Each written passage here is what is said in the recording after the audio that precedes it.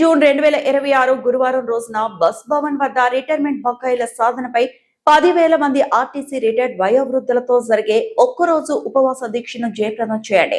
తెలంగాణ రాష్ట్ర RTC retired మిత్రులు పెద్దలందరికీ తెలియజేస్తున్నా ఏమనగా మనకు బకాయి ఉన్న ఆర్పీఎస్ 2017-2021 ఏరియస్ చెల్లించాలని, లీవ్ ఎన్కాష్మెంట్లు, గ్రాట్యుటీ డిఫరెన్స్ డబ్బులు ఇప్పించాలని, ఆగిన లీవ్ ఎన్కాష్మెంట్లు ఇవ్వాలని, ఇటీవల రిటైర్ అయిన వారందరికీ రావాల్సిన గ్రాట్యుటీ ఆఖరు నెల జీతం ఇవ్వాలని పలుమార్లు ఎండీ గారిని కలిసి రాతపూర్వక విజ్ఞాపన పత్రాలు ఇచ్చినప్పటికీ మనకు రావాల్సిన బకాయిలు ఇవ్వకుండా మేనేజ్మెంట్ మనందరినీ ఇబ్బంది పెడుతున్న దృష్ట్యా గతంలో మనమందరం 2 సార్లు డిపో వద్ద మరియు 2 సార్లు బస్ భవన్ వద్ద ఉద్యమాలు చేశాం. నమస్తే, నేను మీ శ్రీనివాస్. మున్సిపాలిటీ డిపార్ట్మెంట్ కంటే నయం, మున్సిపాలిటీ డిపార్ట్మెంట్ నయం. ఒక్కడికి రోడ్డు మీద పనిచేసే కార్మికులు రిటైర్మెంట్ అయితే వాళ్ళ ఇంటికి బూడదండలు వేసి శాల్వా కప్పి ఇంటికి పంపిస్తారు. వాళ్ళ డబ్బులు ఇస్తారు, ఇంటికి భార్య పిల్లలకు పిలిచి భోజనం పెట్టి ఇస్తారు. ఈ ఆనవాయితీ అన్ని డిపార్ట్మెంట్లలో ఉంటుంది. చెత్త ఏరుకునే డిపార్ట్మెంట్ నుంచి ఐఏఎస్ ఆఫీసర్ దాకా పనిచేసే ఆఫీసులలో పనిచేసే ఉద్యోగస్తులకు అందరికీ ఉంటుంది. కనీసం ఒక చిన్న ఫ్యాక్టరీలో పనిచేసే ఉద్యోగస్తులకు కూడా ఇలాంటిది అందరికీ ఉంటుంది. కాబట్టి ఈ ఆర్టీసీ వాళ్ళకి ఏం రోగమైంది, ఇంతవరకు ఇట్లాంటిది ఆనవాయితీని ఎందుకు పొడగొడుతున్నారు? అసలు రిటైర్మెంట్ అయిన తర్వాత డబ్బులు ఒక వారంలో కానీ నెలలో కానీ ఇవ్వాలి. అట్లాంటి సంవత్సరాలు గడిచిపోతున్నా, చచ్చిపోతున్న సంవత్సరాలు అయినా ఇంతవరకు డబ్బులు రాకుండా ఇలా ఉంటున్నారో అర్థమవుతలేదు. కనీసం వాళ్ళకి రిటైర్మెంట్ అయిన తర్వాత చనిపోయిన తర్వాత కనీసం వచ్చే డబ్బులు కూడా రావడం లేదు. ఆ డబ్బుల గురించి అయినా ఇంత ఘోషపడుతున్నారు, ఇంత ధర్నాలు చేస్తున్నారు. కనీసం ₹1 వాళ్ళకి ఇంటికైనా వచ్చే ఇవ్వడం ఒక ఆనవాయితీ ఉంది ఆర్టీసీలో. రిటైర్మెంట్ అయిపోయిన తర్వాత కూడా కనీసం ఇంత మనసు పెడుతున్నారంటే ఈ మేనేజ్మెంట్కి, ప్రభుత్వానికి ఏం చేయాలో అర్థమవుతలేదు.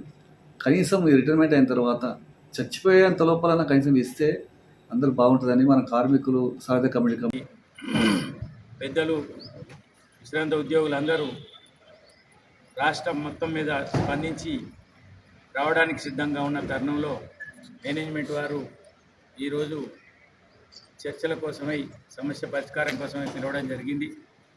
వారి వద్ద ఏవైతే మనకు రావాల్సిన 2017 ఏరియర్స్, అదేవిధంగా 2017 నుండి 2024 వరకు రావాల్సిన లీవ్ ఎన్కాష్మెంట్ మరియు గ్రాడ్యుటీ డిఫరెన్స్లు, అదేవిధంగా లేటెస్ట్గా రిటైర్ అయిన వారికి రావాల్సిన గ్రాడ్యుటీ కానీ, టీఎల్ఈ కానీ,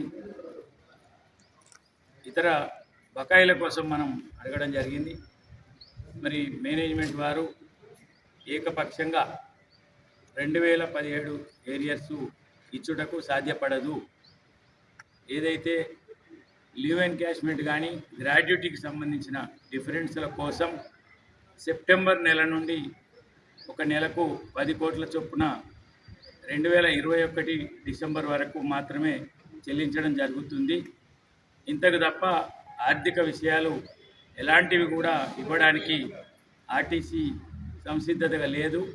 ఇది మా మేనేజ్మెంట్ వైపు నుంచి చెప్పే విషయం. దీన్ని అంగీకరించి మీకు సంబంధించినటువంటి కార్యక్రమాన్ని వాయిదా వేసుకోవచ్చు అనే విధంగా చెప్పడం జరిగింది.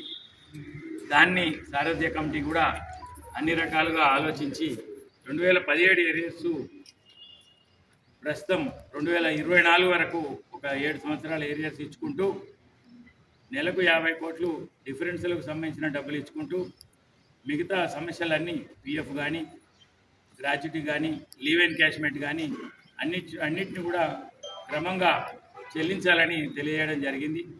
దానికి వారు అంగీకరించలేదు. కాబట్టి మన సారథ్య కమిటీ ఏదైతే పిలిపించిందో ఆ పిలుపులో భాగంగా 18వ తారీఖు మరి విశ్రాంత పెద్దలందరూ కూడా మరి పెద్ద ఎత్తున తరలి వచ్చి మరి బస్ భవన్ ముందు జరిగే ఉపవాస దీక్షలో పాల్గొని విజయవంతం చేయాలి. అదేవిధంగా మరి డబ్బులు రాని సీనియర్లు అందరూ కూడా మనకు సహకారం అందిస్తున్నారు. వారందరూ కూడా ఆరోగ్యంగా ఉన్నవారు మరి మీ వెంట ఒక మంచినీళ్ళ బాటిలు, మీరు వేసుకోవడానికి ఒక పూలదండ తీసుకొని వచ్చి ఆ కార్యక్రమాన్ని విజయవంతం చేయాలి. మీకు సంబంధించిన ఆరోగ్యానికి సంబంధించిన మెడిసిన్ కూడా తెచ్చుకోవాలని కోరుతున్నాం. మరి ప్రశాంతంగా మరి ఈ యొక్క కార్యక్రమాన్ని మనం విజయవంతం చేసుకోవాలి.